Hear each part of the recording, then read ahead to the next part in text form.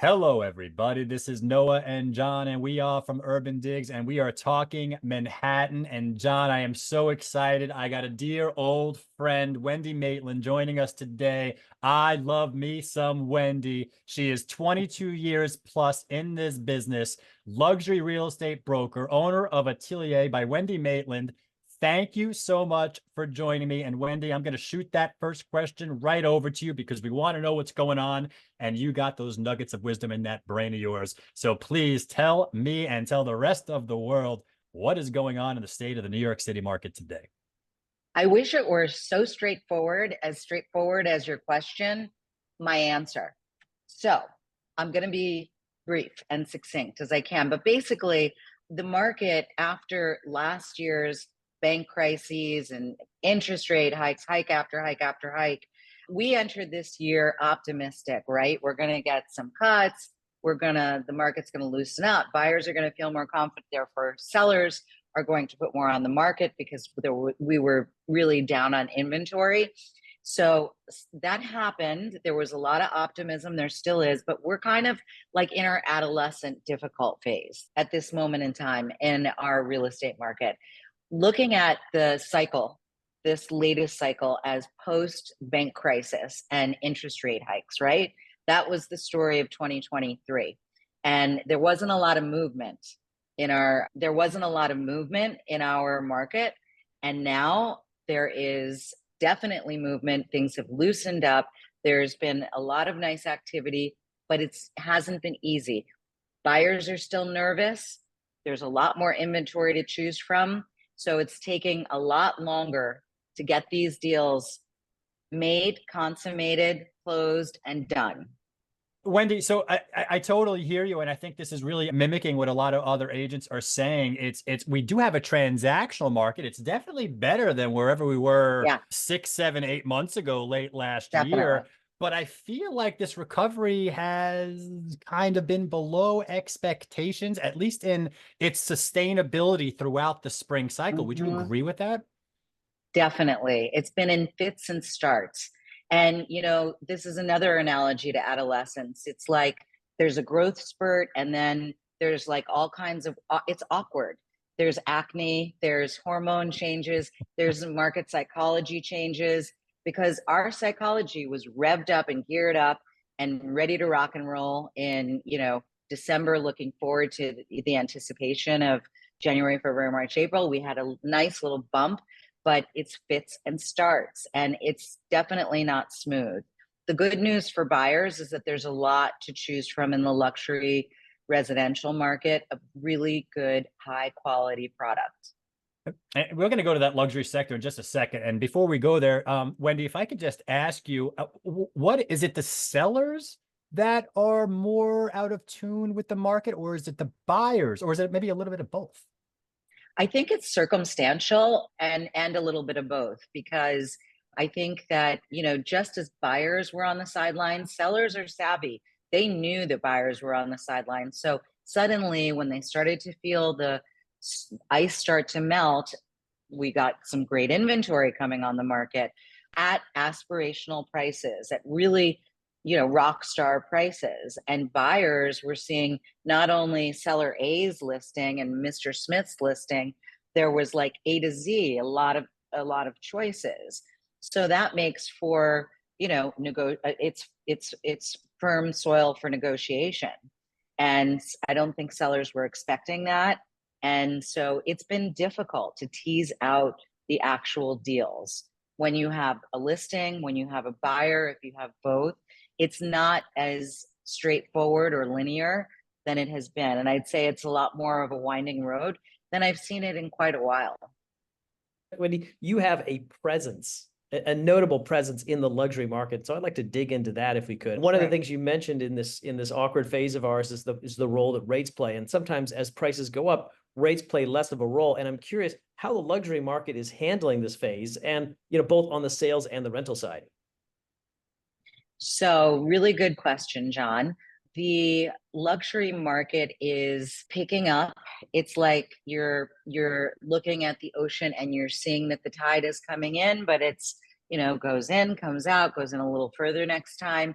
I think that even if you're a cash buyer, you are well aware of the market and the opportunities, and you're hesitating because you're waiting for better deals.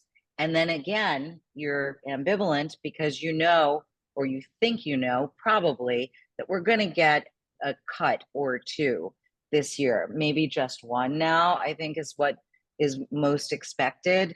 So again, it's a very awkward, tentative phase in the market for sale, which has fueled the luxury residential market in leasing and rentals. It's crazy. You know, I have this client who's from LA. He's a showrunner, and he wanted to do a luxury rental. And we're going out and looking at rentals. There's a lot on the market, a lot more on the market, going all the way up to over $100,000 a month. But if you're looking for something like between 15 and 30,000 a month, there's not that much. And after a couple of weeks of looking, he said, you know what, tell me about the sales of these units or similar units. And we looked at them, and he did his numbers, and he said, it's cheaper for me to buy. So there's more liquidity in the luxury sales market right now than there is in the luxury rental market. And I think that's because the luxury rental market had a boom last year when people were sitting on the sidelines and not wanting to jump into the sales market. Yeah, it's an interesting dynamic, right? I mean, a similar thing is also probably going on with the broader market, but not to that extent as the luxury market, Exactly. right? You got that rental market going up, Yeah. you got the sales market going down. So that buy versus rent decision gets a little, it's interesting that you're saying that this is really the case in that sector. Would you say it's similar in the lower end, broader sector, or no, this is more, okay. It is similar in the lower end, but I think that the sales versus rental question and discussion is more relevant now than it traditionally is in the luxury sector. You know, generally this is a conversation that we're having, you know, sometimes with first-time buyers or young adults who are, you know, finding their residential homes. And, you know, we're educating them and telling them, okay, at this level, depending on your savings and your stability of your job, you are qualified to buy, and you're actually going to save money buying. That's usually a more of a beginner or intermediate buyer discussion. Now I'm having these discussions with wealthy, you know, high net worth individuals. So when you talk about like the 15,000 to 30,000 market, or even the crazy high rental, first of all, you know, I'm happy to rent my place for 30,000. If you've got a client, I'll put my hand up. It's probably not a good deal, but I'll just let you know. But I'm curious, are concessions a thing in these price ranges for leases at this luxury level? There aren't many concessions. No, really no, because when you look at, you know, your typical luxury renter, you know, there's usually a reason, which is often employment related or temporary employment related, or uncertainty of where they're going to end up spending more time, or maybe tax related. Maybe they want to spend less than 180 nights in the city for tax purposes. There are not very many in that, which is crazy that I'm about to say, this middle range of luxury rentals, 15 to 30,000. There, you know, you can find enough scattered above 35, 40, 50, 75, 100,000. But for most people who have, you know, pretty high net worth and are still employed, they're not independently wealthy, they're not Elon Musk or Jeff Bezos, they want to stay in the range that's kind of reasonable for a doorman building, 3 bedrooms, 3 baths, amenities, etc. There is not much in that segment at all. Like we were able to see all of the ones recently, again, the case study that I'm referring to, within 3 days out. Wendy, if I could just, before we go to the next question, if I could just tap your sales market observations and experiences, are you sensing or starting to see any changes in terms of sell side desperation or panic or need to liquidate kind of a thing? So I was thinking that when John asked about rent concessions, sellers are really more negotiable and more humble. I don't know about desperate. Certainly there are those desperate cases, because remember, if they were savvy, even if they knew that they needed to sell, but not immediately, they waited until 2024 if they could, because the environment was so crazy in 2023. So they had already waited, and now they're still waiting because buyers are, meandering around and looking at everything. And then when they find something, they expect to negotiate. So I think your numbers don't reflect a lot of gap right now, but that's happening. And I think we're going to see that data in the next month, 2 months, and 3 months. The gap between ask and Yeah, close I agree. price. I think the last couple of months we don't really see that yet, right? We're really, the only data we're Right, seeing is kind of March. And if you go right, back into time and place to March, that was probably a right. better climate than we're seeing right now. Yeah. You know, I guess I asked this question, Wendy, because I'm hearing from other agents that they're having sellers having to liquidate a second property or a pied a terre Mm-hmm. or something else Mm-hmm. to, because I'm curious whether or not this interest rate environment that has stayed higher for longer thus far, is it Right. starting to have some type of squeeze impact, or is that Yeah. not just Yeah. okay? No, I think that's true. I think there's pain. I mean, I'm kind of being more tentative about the way I'm expressing it, but negotiability means pain for sellers. And I Right. think it's been an extended period of waiting beyond what was expected, right? And so that's the worst thing. It's like it wasn't planned for. What was planned for, I'd say 75 or more percent of us in our industry expected by now this year we would have had one interest rate cut if you had asked us in the fourth quarter of 2023. We were guiding our clients, and also our clients, many of them whom are in financial services, are reading the same things we are. And so the dashed hope is the worst thing for the psychology of whomever that is happening for. And sellers certainly are in that category right now. I'm sure there's some desperation out there. And I can tell you that we've gotten some great deals for our buyers because, also there's just the basic life psychology power balance, which is that, if the seller needs to sell and a buyer has no time urgency, who has more leverage? The buyer. So I do feel confident that we can say we're definitely in a buyer's market right now. We are putting out a piece today that Buyers Get Ready is the title of it, because we believe if you put the pieces of the puzzle together, we're about 2 years into this. This is not the beginning. We're near the end of it. We're well into it. We've already fallen 10-12%. We bounced a little bit in March, but that faded away. So buyers got the leverage. And I feel like you got July and August coming up. And what typically happens in July and August? And those sellers that have to sell that aren't going anywhere, there might be opportunities there. Yeah. There are going to be summer sales all over the place. That said, I don't want to be too doom and gloom for the progress of the market, because I do think this can turn on a dime. Remember, we're in an unusual year anyway because it's an election year. There's so much polarization, uncertainty, as we all know, is very, very difficult in our industry on multiple levels. But I think that once that first cut happens, and even when it's like clear that it's imminent, the market psychology will begin to shift immediately. That's my prediction. We'll see if I'm right. First of all, I think you made a fantastic point about the dashed hope. If you look back at the fourth quarter of last year, everyone was expecting multiple rate cuts. And it's just over time, it's like, okay, it's not this time. It's not this time. It's just that moving goalpost. And every time it's like, oh, it's just death by paper cuts. Right. But I'd like to shift. Exactly.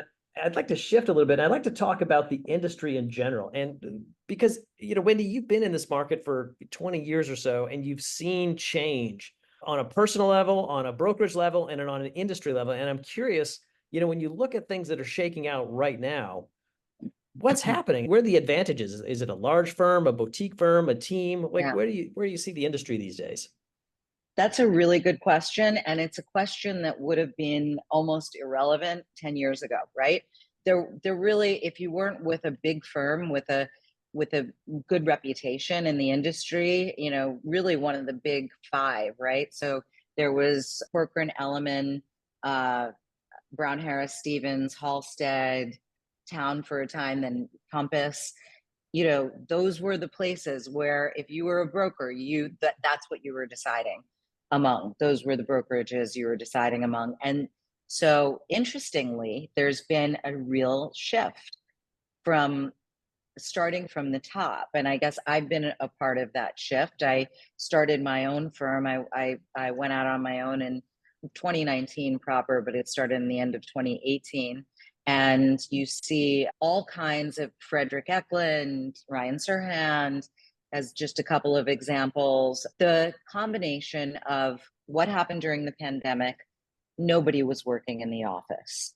What happened starting before the pandemic and increased during it is that our technology really evolved very beautifully so that anybody can white label a brand. I mean, that's the fact. I don't want to make it, you know, less important than it is, but in a way, anybody can start their own firm and have a team.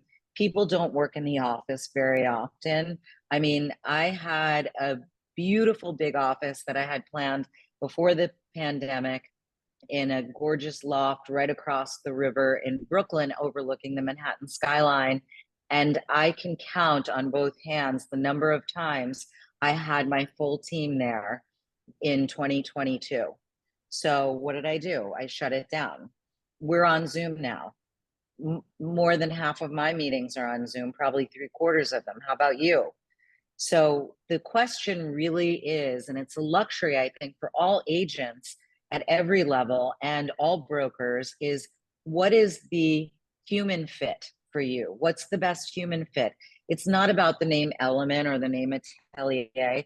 It's about the person who's on the other side of the desk or on the other end of the call who's guiding you and supporting you, and how much latitude you have or how much structure you need, you know? So we have sort of a buffet of choices. And I think that's a really great benefit to agents and brokers, that they can really choose their best fit based on the people who are going to help them to elevate their game and grow their business most effectively. But it's not just about the big firms anymore. Not that they're bad, and some people need that, but a lot of people that wasn't the best fit for, because maybe they're doing more stuff on social media, and maybe one of those bigger older firms didn't have the wherewithal to support them in that because they were less, you know, progressive in terms of technology and the culture. Yeah, Yeah, I love the point that sorry, Don, that 5 years ago you didn't have that. 5, 6 years ago you didn't have. It really has changed in terms of the options for agents. And again, you know, you have the big brokerages there. You can go there and they got, you know, that, but you also now have those other options if you want to pursue it. All types of brokerage formats. Yep. Exactly. And they're real options. I mean, I remember way back in the Stone Age when I was looking for a new home for a new development project that I couldn't do at one of the big firms because they wouldn't let me lead the project. This is a $300 million project outside of their new development division, which I didn't have a problem with, but my client did, because my client had already hired and let go their new development division. He wanted to work with my team. They wouldn't let me do it. And so when I and my partners, who I brought onto that project, went looking for a new home, you know, nobody mentioned any firm as a new home. I should have included Sotheby's in that big firm list, but it was like, we wouldn't go to like a Bond or a, you know, anything, except our choices to be credible for a project like that were Corcoran, Elliman, Sotheby's, Brown Harris, and that's it, and Halstead maybe. And so we had those choices, and we were saying, well, but there has to be another choice. Back then there wasn't. Now there is. And you really can find a great cultural fit. And I think that's real progress for our industry. Yeah. So Wendy, I have to say, one of the fantastic things about having a veteran like yourself on the podcast is that you've gone through this change, you experienced it firsthand. And, I think people don't give real estate into the industry the credit it deserves for being a very dynamic industry that really is in a constant state of flux. And you've not only have you been participating in it, but you've been leading it in many instances. And so I'd like you to lean back on your wisdom. And I'm very curious, like, what would you say to the Wendy Maitland of yesterday when she's starting in this industry? What's your advice to new agents today? Great question. Some of it is old standard and some of it is new, but I would say first and foremost, know your strengths, know your challenges, and surround yourself accordingly. You need to surround yourself with guidance and mentors who can really help teach you and bring you along in areas that you need to improve, and also celebrate and boost your assets, and maximize those. Also, make goals. One of the things, and this is the old standard, one of the things that I did that it blew my mind how effective it was when I was starting out in the industry. And I learned this from a guy who you guys might not know. He was a gem, and his name was Greg Young. I love Greg. Yeah. I G loved Money. So yeah, he was beloved and he was wise. And so some of my best advice still harkens back to my training with Greg Young. And what he said was every year, make a goal, make a financial goal and a number of deal goals, and then break out the number of deals into sales and rentals. And as your practice grows, review it and make a new goal every single year.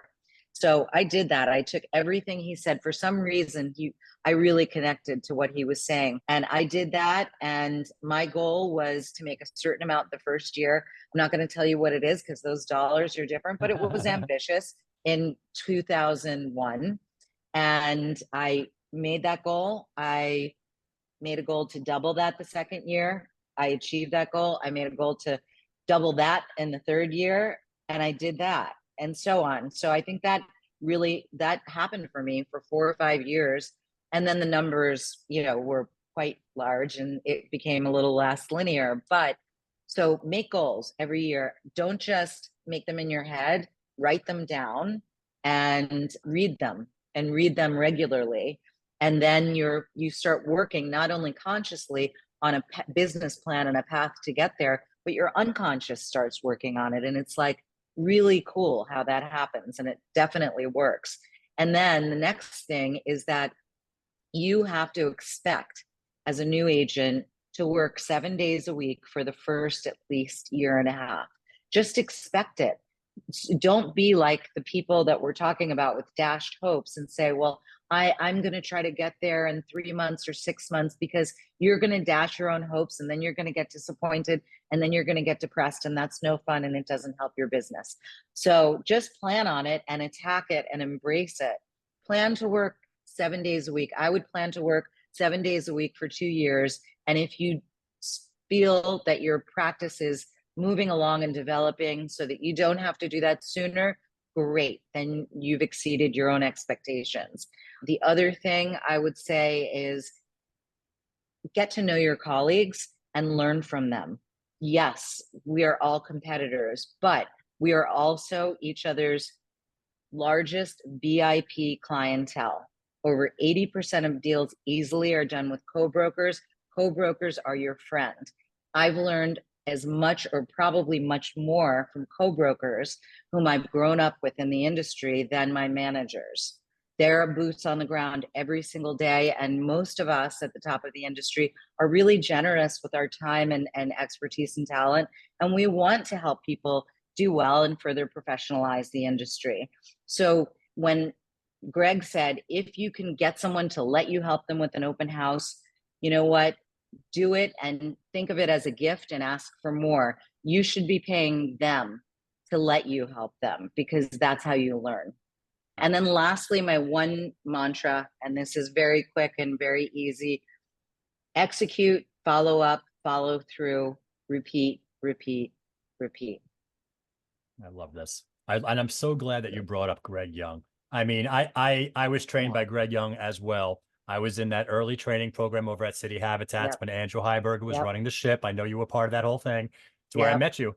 And, you know, what resonated with me in Greg's training was product knowledge, master of Yep. the Yep. information, and Yes. trust. This is a relationship business. They got to trust you. You got to be a market Yep. expert. You got to know your business. Yep. You got to have product knowledge. And if you look at the Yeah. path I took with the product knowledge and the trust, I Yeah. mean, he shaped Yeah. me on my path, and he Yeah. shaped you on with different. There was so much great stuff in those courses Yeah. back then. Oh my He was God. special. And He was special. he was so special, a gem and a wonderful human being as well. I'm so glad that you brought up product knowledge. That I take for granted. I'm assuming that you're going to know your product. I mean, you have to get to know your markets and the product in it, because trust is everything. And you are not trustworthy if you don't know what you're talking about. And by the way, even if you've studied and pounded the pavement and you know your product, and like you farmed a neighborhood and you know it backwards and forwards, and someone will come to you with a question you don't know, don't try to answer it with, you know, something that you pull out of your, you know what. Just say, you know what, I don't know that, but I'll get right back to you. Let me find out and I'll get back to you on it. Trust is Fantastic. everything, and it is a business of relationships above and beyond everything else. Yeah. Get the data. Don't insult the intelligence of who you're talking to. Get that That's right. data. That's Circle right. back. Say, I don't know. Exactly. I don't know is a very Right. good thing to say. Right. Wendy, this Yes. has been fantastic. Thank you so much for sharing all sorts of thoughts on this industry with our audience. And we're going to end it up right over here. That is John Walker. Great. I am Noah Rosenblatt. And this is Wendy Maitland, owner of the Atelier by Wendy Maitland. Thank you very much. This has been Talking Manhattan, and we'll catch you next time.